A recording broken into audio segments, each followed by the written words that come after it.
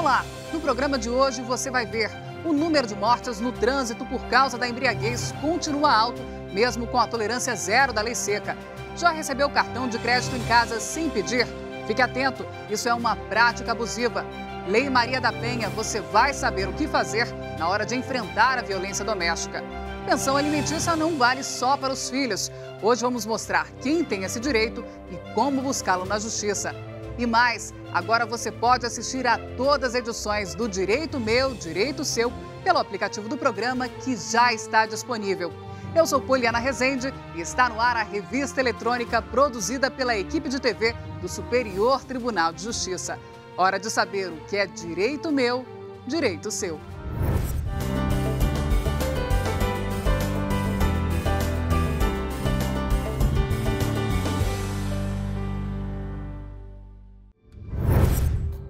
As regras mais rígidas da nova lei seca ainda não foram suficientes para diminuir o número de mortes no trânsito por causa da embriaguez. E os especialistas alertam, só uma mudança de comportamento do motorista pode mudar essa situação.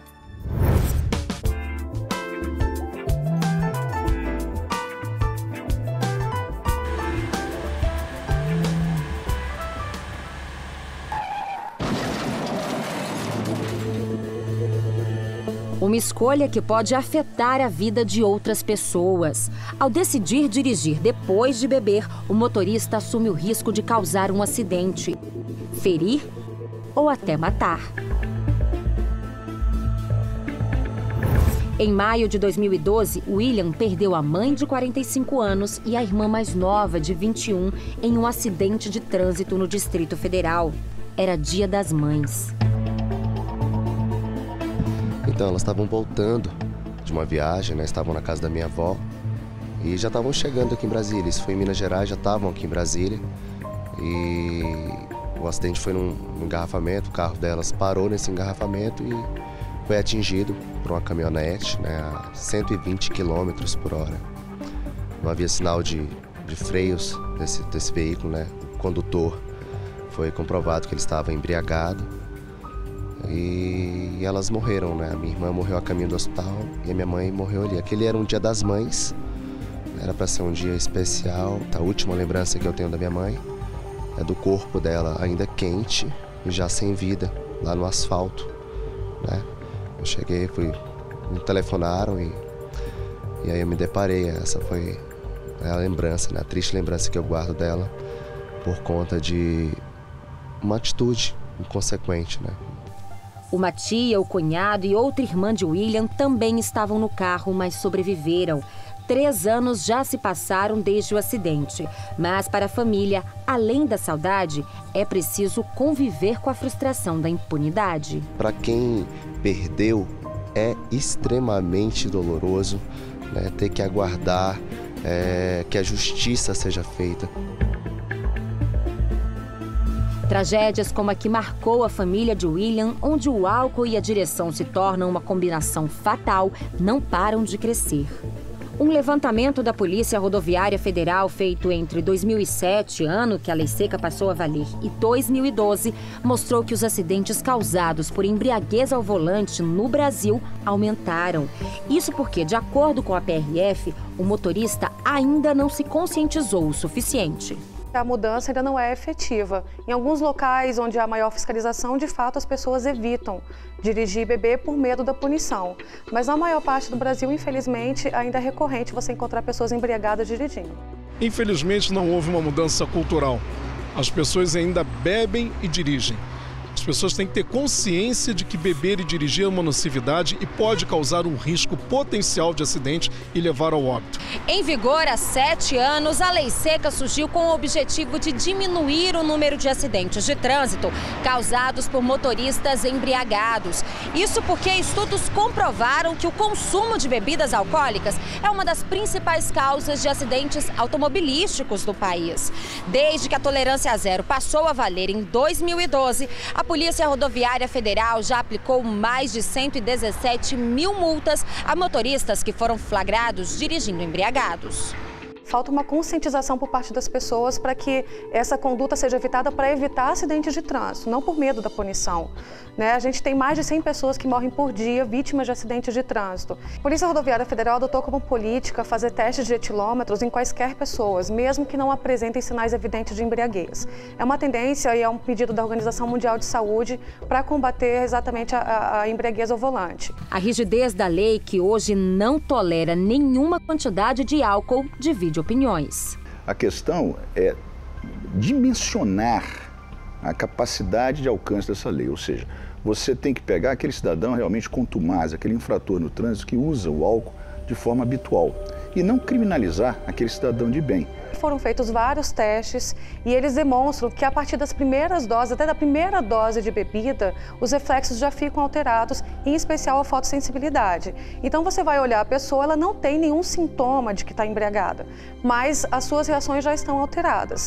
A lei diz que quem for pego dirigindo embriagado pode levar multa de R$ 1.915,30, ter habilitação recolhida e o direito de dirigir suspenso por 1 ano. A regra diz ainda que a embriaguez do motorista será confirmada pelo agente fiscalizador por pelo menos um dos seguintes procedimentos: exame de sangue, exames realizados por laboratórios especializados, indicados pelo órgão ou entidade de trânsito competente e teste do bafômetro, entre outros testes auxiliares. A confirmação do estado alterado do condutor pode ser feita também por prova testemunhal do fiscalizador. Mas a resolução determina que o teste do bafômetro deve ser a prioridade dos fiscais. André e a mulher costumavam sair e beber socialmente. Com a lei seca na tolerância zero, o casal teve que mudar o costume e se adaptar. Depois da lei, por causa da tolerância muito baixa, né, a decisão foi a gente escolher quem é que vai beber. Os dois não podem sair e beber no mesmo evento. A lei mexeu com uma cultura que o brasileiro tinha, de se reunir para beber sem, muitas vezes, se preocupar com os riscos de dirigir embriagado. Apesar da lei, é necessária ainda uma mudança cultural. É porque é complicado fazer a promoção da mudança de cultura. Né? Muito mais importante do que a pessoa ter medo da punição é ela ter a consciência de que dirigir embriagado é um risco para ela e para outras pessoas. Ela pode matar ou morrer. A gente tem tantas pessoas vitimadas em acidentes de trânsito, pessoas que morrem, pessoas que ficam com sequelas graves para o resto da vida, mas há uma cultura de insensibilidade e de negação da violência. Normalmente, as vítimas fatais de acidentes de trânsito sempre têm um envolvimento com o álcool. Em torno de 70% desses acidentes com óbitos, o álcool estava envolvido de alguma forma. Até mesmo com o pedestre. O pedestre, quando é atropelado e verifica-se depois no vitimado que ele estava com a presença de álcool no organismo. Agora, o que se espera é que as pessoas tenham um pouco mais de consciência.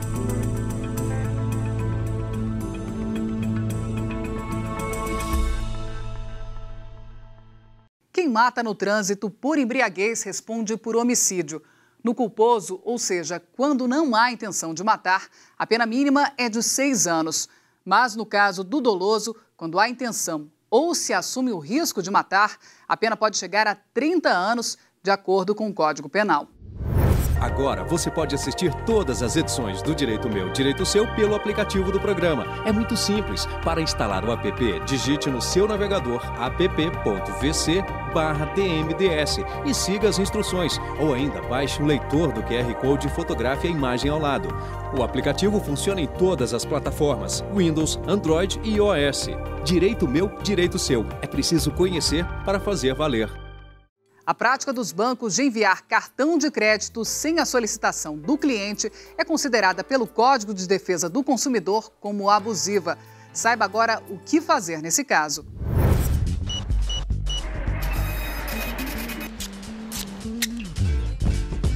Sedutores e fáceis de adquirir, os cartões de crédito caíram mesmo no gosto dos brasileiros. E na hora de ir às compras, os consumidores não pensam 2 vezes. Para facilitar, para não andar com dinheiro, esse tipo de coisa. E para pagar no final do mês. É melhor, né? Porque a gente tem menos dinheiro e vai e parcela. O problema é que a maioria das pessoas que usa o cartão de crédito não faz ideia dos juros que são cobrados, principalmente quando deixa de pagar o valor total da fatura. Eu acho que eles são, na verdade, reais. Assim, a gente nunca compreende a base de cálculo. Pagando o mínimo, achei que no próximo mês eu ia conseguir voltar, né, ao limite. Só que os juros é muito grande, aí você começa uma bola de neve. E quando você recebe o cartão em casa sem sequer ter solicitado? A prática tem se tornado cada vez mais comum pelos bancos e pode render uma dor de cabeça. Foi o que aconteceu com esta jornalista. Sem pedir, eu recebi em casa um cartão de crédito de uma operadora e eu não mexi, deixei o cartão guardado, vi o que era o cartão, mas eu não iria usá-lo. E depois de um tempo veio uma fatura, sem que eu tivesse desbloqueado o cartão. E eu fiquei bem assustada, preocupada e liguei no 0800 do cartão e eles disseram que esse cartão já tinha sido usado. A fatura veio bem alta, mas como não era do estado que eu resido, ficou fácil eu provar que aquela fatura não era minha. Na época, Amanda não recorreu à justiça para resolver o problema. Hoje, ela pensa diferente. Mas hoje em dia eu entraria com uma ação justamente para evitar com que outras pessoas fizessem isso, passassem pela mesma coisa que eu passei. Para quem recebe um cartão de crédito sem pedir, o Banco Central orienta entrar em contato com a instituição e solicitar o cancelamento. O consumidor não deve usar o cartão. Caso contrário, passa a concordar com o contrato de adesão e também não tem a obrigação de pagar anuidade. Se pagar, tem direito de ter o valor devolvido em dobro, porque é uma cobrança indevida.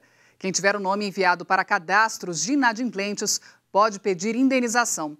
E caso haja alguma dificuldade, o consumidor deve procurar o PROCON. O Código de Defesa do Consumidor, ele proíbe por si só o envio de qualquer produto ou a realização de serviço sem prévia solicitação do consumidor. No caso, cartão de crédito recebido na residência do consumidor, sem a sua expressa concordância, o consumidor deve inutilizar esse cartão, porém guardá-lo como prova e entrar em contato com a operadora de cartão, a administradora, de forma imediata. São muitos os casos de pessoas que recebem cartões sem ter solicitado. Resultado disso, aumentou o número de reclamações nos PROCONs em todo o país e cresceu também a quantidade de ações na Justiça. E para facilitar o julgamento desses processos, os ministros no Superior Tribunal de Justiça aprovaram no mês de junho a súmula 532. Ela unifica as leis federais que proíbem o fornecedor de enviar produtos ou prestar serviços sem a solicitação prévia dos clientes. E o desrespeito dos bancos não se resume apenas ao envio de cartões de crédito. Esse engenheiro conta que ao comprar um carro financiado, foi surpreendido com uma taxa de R$ 700. O valor, segundo o banco, era para fazer um cadastro. Eu já era correntista do banco, então eles me cobraram uma taxa para eu ser correntista novamente. Então eu acho que esse foi o problema. Eles me cobraram uma taxa abusiva.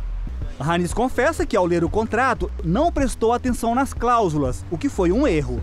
Na hora que eu li o contrato, eu não me atentei para isso, porque são muitas folhas, né? Então ficou embutido no contrato esse valor. Entrei na justiça principalmente porque é um valor significativo, né?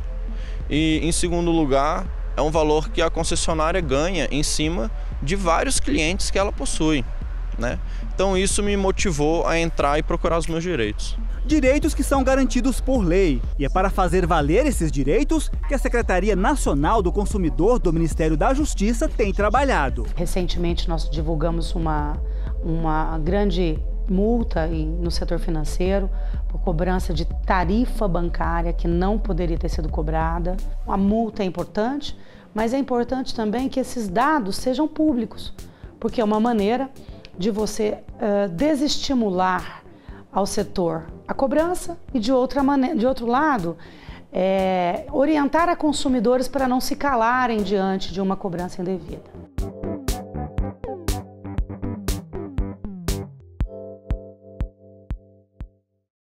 Um cartão de crédito que vincula obrigatoriamente um seguro ou um título de capitalização é uma venda ou operação casada. Além de ser uma prática abusiva proibida pelo Código de Defesa do Consumidor, caracteriza crime contra a ordem econômica.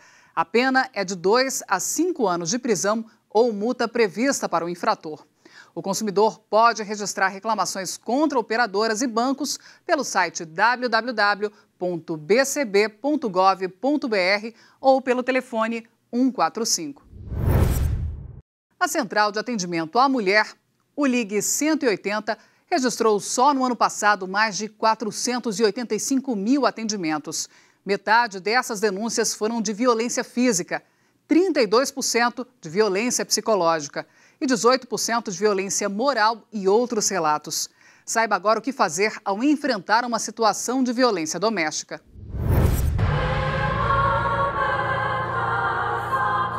Carla sofreu calada por muitos anos, tudo na tentativa de preservar os filhos. Depois que a nossa filha nasceu, foi que realmente começou. Ele começou a me xingar, teve muita agressão psicológica, né? Os empurrões, puxão de cabelo, murro. Fiquei uns 5, 6 meses separada dele, pegando e voltando de novo. Aí ele falou que ia mudar, que ia ser tudo diferente, e na verdade não foi. Voltaram, as agressões começaram a ser piores mesmo.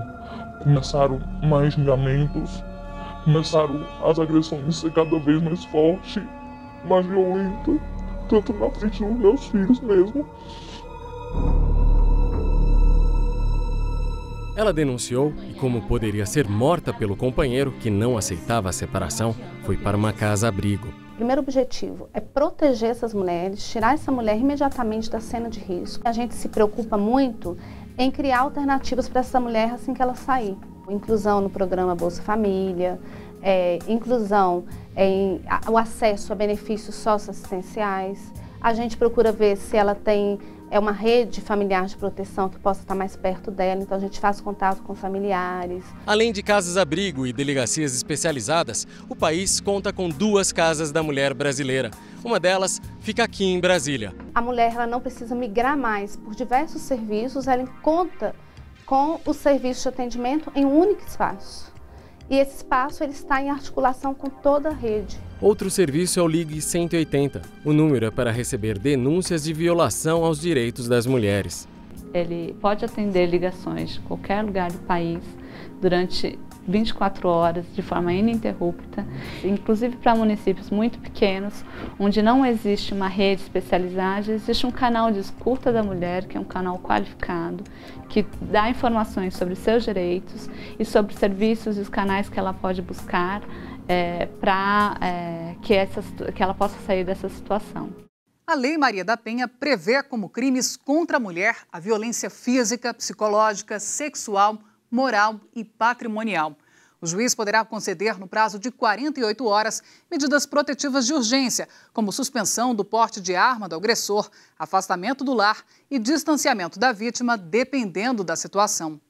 O Ministério Público apresenta denúncia ao juiz e pode propor penas de 3 meses a 3 anos de detenção, cabendo ao juiz decisão e sentença final. Não é qualquer agressão contra a mulher que caracteriza a violência doméstica familiar. Isso aí é o ponto essencial da lei. Só vai caracterizar a violência doméstica familiar quando se tratar de gênero, ou seja, a mulher no polo passivo. Pode até haver uma outra mulher, um casal homossexual, por exemplo, né?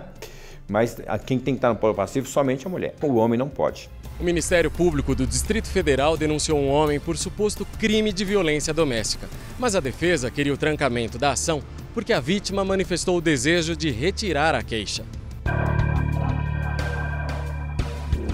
O caso foi parar no Superior Tribunal de Justiça. Para a 6ª turma, o Ministério Público tem o dever de mover ação em casos de lesões corporais leves e culposas praticadas no âmbito familiar contra a mulher. E o STJ entendeu que realmente, nos casos de lesão corporal leve e culposa contra a mulher, em situação de violência doméstica e familiar contra a mulher, é um crime de ação penal pública incondicionada. Em outras palavras, independe da autorização da mulher. O MP pode agir de ofício, ele pode oferecer a denúncia de ofício, independentemente da mulher autorizar ou não autorizar. No Distrito Federal, não são só as mulheres vítimas de violência que têm atendimento especial. Até os homens agressores passam por um curso para mudar a cultura da violência e entender como uma mulher deve ser tratada. No ano passado, 16 mil atendimentos foram realizados nos núcleos de atendimento à família e aos autores de violência doméstica. O Geraldo foi um deles. Sofri muito, né? As consequências disso aí só me trouxe danos e então eu me arrependi muito. E o homem que faz isso ou já fez, pensa em fazer, então que não faça e trate bem a mulher e com carinho, com respeito, e porque não vai levar você a lugar nenhum. Você vai ser prejudicado e prejudicar ela também. Hoje, com a Lei Maria da Penha, esse agressor ele pode ser preso em flagrante, por exemplo, ou nós podemos representar pela prisão preventiva, no caso de descumprimento de medidas protetivas, quando são deferidas. Se houver realmente ficar ali de plano comprovado, ele é indiciado, e como indiciado, existe algumas repercussões na vida dele particular, por exemplo, uma certidão de antecedentes criminais ali, né, de alguma forma maculada.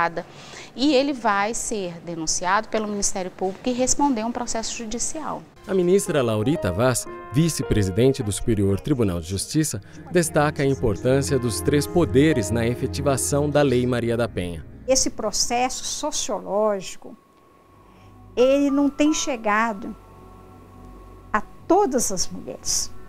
E elas precisam, por isso, da nossa proteção, da proteção do Estado, da proteção das autoridades, para coibir essa violência que não pode mais ser admitida no nosso Estado. O Estado tem crescido muito, evoluído bastante e precisa evoluir também nesse ponto. Se eu tivesse tomado a iniciativa desde o primeiro tapa, hoje não estaria nessa situação, poderia estar bem melhor. Tirar o medo, deixar o medo de lado e denunciar sim, porque se nós não denunciarmos, cada dia mais vai morrer as mulheres. Agora você pode assistir todas as edições do Direito Meu, Direito Seu pelo aplicativo do programa. É muito simples. Para instalar o app, digite no seu navegador app.vc/tmds e siga as instruções. Ou ainda baixe o leitor do QR Code e fotografe a imagem ao lado.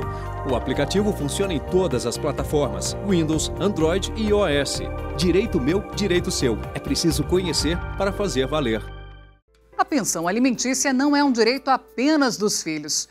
Tanto a esposa quanto o marido podem pedir pensão. A assistência também é prevista no caso de parentes doentes ou impedidos de trabalhar, como os pais.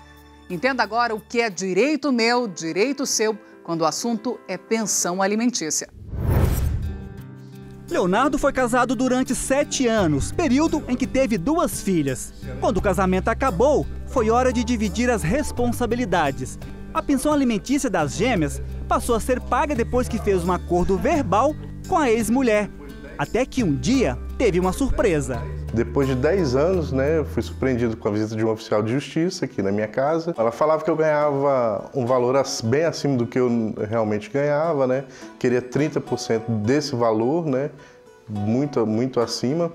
E falava que minhas filhas não tinham plano de saúde, E foi esse o pleito dela. Conforme ia pagando as pensões, Leonardo se preocupou com um detalhe importante. Ele foi guardando os comprovantes dos depósitos, o que foi determinante para o jornalista ao ficar frente a frente com a juíza. Graças a Deus eu guardei tudo que eu tinha aqui de pagamento, A juíza viu que eu sempre paguei, pagava até mais do que geralmente se é determinado. Provei que elas tinham plano de saúde, E que arcava com material escolar e tudo. E ficou definido o valor de 27%. E foi a determinação que eu cumpri, que eu cumpro até hoje. Mas esta advogada, especialista em direito de família, faz um alerta. Quando se trata de pensão, apenas o acordo verbal não é o bastante para evitar problemas. O certo seria que ele tivesse regulamentado isso na justiça, para que ele tivesse ou uma sentença judicial ou um acordo judicial, que ele pudesse dizer, olha, eu venho pagando há tanto tempo e eu quero agora rever esses valores porque eu não tenho mais condições ou então porque a pessoa não precisa mais. O Código Civil ele estabelece que, no caso dos filhos, os pais têm a obrigação de manter os filhos, de manter o sustento dos filhos até a maioridade. No caso dos cônjuges e companheiros, isso vai depender do caso concreto, dependendo do grau de dependência financeira.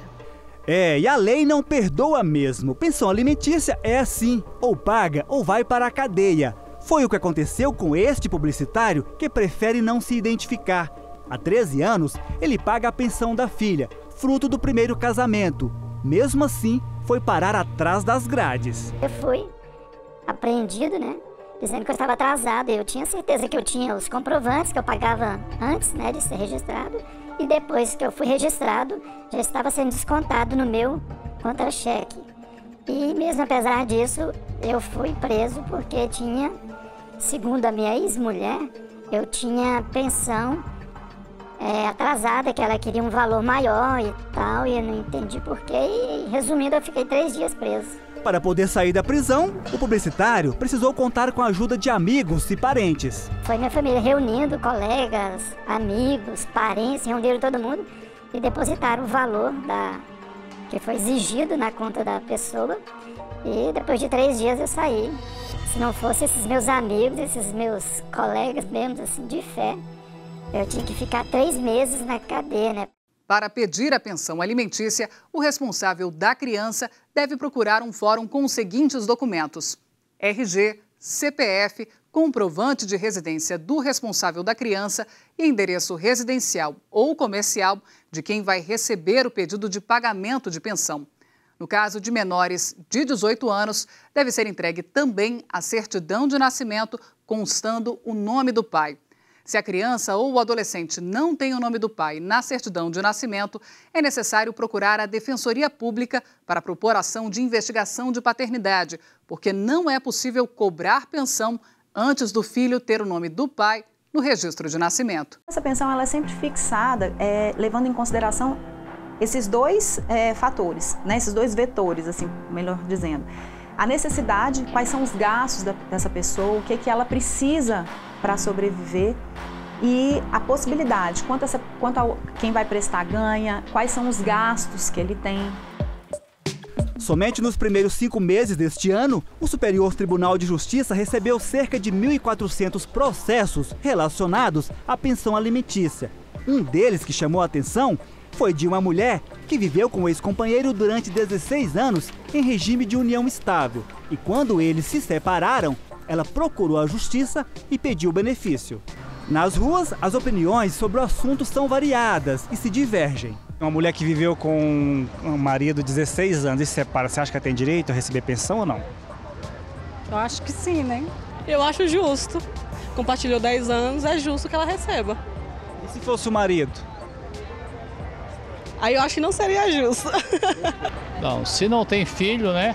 Com certeza ela não tem direito a essa pensão. Até porque eu sou divorciado, né? Eu tenho experiência própria, né? Tá? Então minha ex-mulher não recebe e ela não quis também. No STJ, o processo foi analisado pelo ministro Luiz Felipe Salomão. Ele aceitou os argumentos apresentados pelo ex-companheiro da mulher, de que a pensão alimentícia só seria necessária se ficasse comprovado que ela não poderia mais trabalhar. Se é analisada a faixa etária da pessoa, o grau de escolaridade, se ela tem condição de ser reinserida no mercado de trabalho. Então, assim, para você fixar uma pensão para ex-cônjuge, ex-companheiro, vitalícia, é necessário se provar que essa pessoa ela não tem condição alguma de ser recolocada no mercado de trabalho. Isso acontece quando? Aquelas mulheres que nunca trabalharam, elas não têm um nível superior, elas sempre viveram em função da criação dos filhos, em função do marido, do companheiro.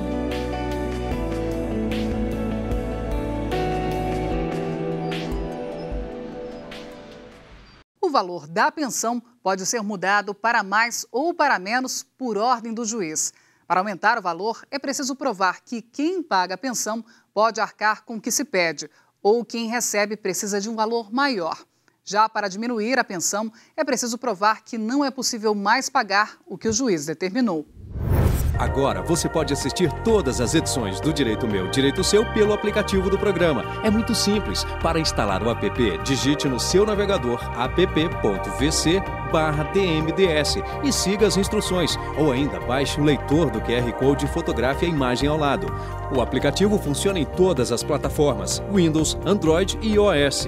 Direito Meu, Direito Seu. É preciso conhecer para fazer valer. O nosso encontro termina aqui, mas na semana que vem tem mais. Quer saber o que é direito meu, direito seu? Mande sua dúvida e sugestão para a gente. Obrigada pela companhia e até a próxima.